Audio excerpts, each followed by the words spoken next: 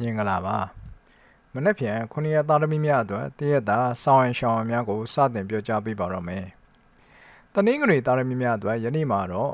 မိတ်ဆွေအပေါင်းအသင်းများနဲ့ပတ်သက်ပြီးတော့အစုဆက်တူရှယ်ယာကိစ္စများကောင်းပါတယ်အောင်မြင်ပါလိမ့်မယ်အဝတ်အထည်ထီဖနက်လက်ဆောင်ရတတ်ပါတယ်အခြေရေးနဲ့အိမ်တော်ရေးမှာစိုးရင်ပူပန်မှုများနေတတ်ပါတယ်ခါးမြက်ခါနာဖြစ်တတ်ပါတယ်သုံးခွန်ပါတဲ့ကဏ္ဍများအကျိုးပေးပြီးတော့ကံကောင်းတဲ့ရောင်တော့အစိမ်းရောင်နဲ့အစိမ်းရင်းရောင်ဖြစ်ပါတယ်။ရေဒီယာအနေနဲ့ကတော့မိမိရာဖျားမှာစပယ်ပန်းကတ်လူပူဇော်ပေးပါ။တနင်္လာသားသမီးများအတွက်ယနေ့မှာတော့အရေးကြီးစာတမ်းများစာချုပ်များပြတ်သက်ပျောက်တတ်ပါတယ်။အလုပ်ထဲမှာစိတ်ပန်းလူပန်းဖြစ်နေတတ်ပါတယ်။ရင်းနှီးတဲ့မိတ်ဆွေတဦးနဲ့ပတ်သက်ပြီးတော့စိတ်ညစ်စရာစိတ်ရှုပ်စရာများကြုံတွေ့ရပါမယ်။ခေါင်းမူကောင်းကိုက်ဖြစ်တတ်ပါတယ်။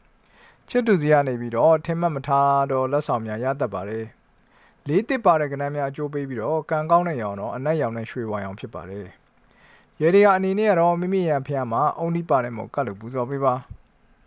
။အင်္ဂါသားသမီးများအတွက်ယနေ့မှာတော့အလုပ်မှာမျှော်လင့်မထားလောက်အောင်မြင်တိုးတက်မှုများနဲ့ကြုံတွေ့ရပါမယ်။ငွေကြေးကံအလွန်ကောင်းတဲ့နေ့လေးဖြစ်ပါတယ်။အဖက်ဖက်ကနေပြီးတော့ကံအခွင့်အလမ်းကောင်းနေပါမယ်။ဘာပဲလုပ်တော့ရဲတာလုပ်ပေးပါ။ဘိုက်အောင်ဘိုက်နာဖြစ်တတ်ပါတယ်အခြေရေးမှာတာယာနေပါလိမ့်မယ်နှစ်လေးပါတဲ့ကဏ္ဍများအကျိုးပေးပြီးတော့ကံကောင်းတဲ့ရောင်တော့အဖြူရောင်နဲ့ငွေရောင်ဖြစ်ပါတယ်ရေဒီယာအနေနဲ့ကတော့မိမိအိမ်ရဖျားမှာကောင်းချင်းပေါင်းကတ်လို့ပူဇော်ပေးပါ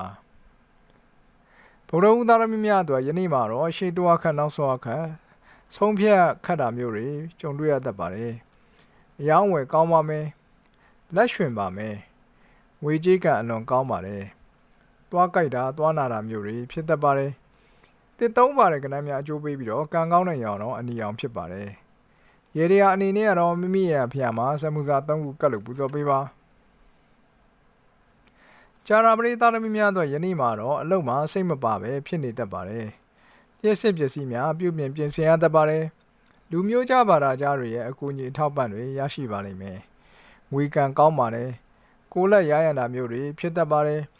အချင်းရေးမှာတော့အထင်မြင်လွဲစရာများနဲ့ကြုံတွေ့ရတတ်ပါတယ်။တစ်လေးပါတဲ့ကဏ္ဍများအကျိုးပေးပြီးတော့ကံကောင်းတဲ့ရောင်တော့အစိမ်းရောင်နဲ့အနီရောင်ဖြစ်ပါတယ်။ရေဒီယာအနေနဲ့ကတော့မိမိရဲ့အဖျားမှာပေါင်ပုံ၅ချက်ကတ်လို့ပူဇော်ပေးပါ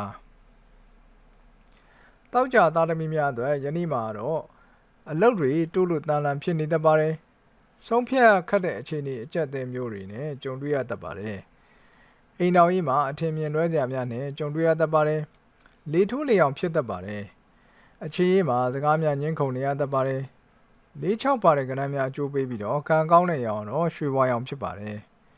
ရေဒီယာအနေနဲ့ကတော့မိမိရဖျားမှာကော်ပြန့်ကျော်ကတ်လို့ပူဇော်ပေးပါစနေသားသမီးများအတွက်ယနေ့မှာတော့အိမ်နေရာထိုင်ခင်းအဆောက်အဦနဲ့ပတ်သက်ပြီးတော့အခွင့်အရေးကောင်းတွေပေါ်ပေါက်လာတတ်ပါတယ်မထင်မှတ်တဲ့နေရာနေပြီးတော့ငွေကြေးများဝင်လာတတ်ပါတယ်ဆွေမျိုးသားချင်းများနဲ့ပတ်သက်ပြီးတော့ဝမ်းသာစရာသတင်းကောင်းများကြားရပါမယ်မျက်စိနဲ့ပတ်သက်ပြီးတော့စိတ်တော့ကရောက်ရတတ်ပါတယ်။တင်ကားပါတဲ့ကဏ္ဍများအကျိုးပေးပြီးတော့ကံကောင်းတဲ့ရောင်တော့အနီရောင်နဲ့ကြက်တွေးရောင်ဖြစ်ပါတယ်။ရေဒီယာအနေနဲ့ကတော့မိမိရဲ့အဖျားမှာအုံလုံးခေါက်ဆွဲကတ်လို့ပူဇော်ပေးပါ။အားလုံးကျမ်းမှချမ်းသာကြပါစေ။